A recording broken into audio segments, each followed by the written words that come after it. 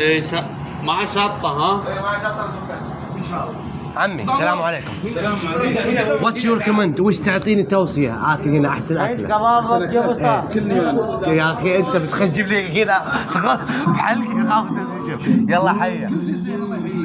ابغى على ذوق فاجئني ابهرني.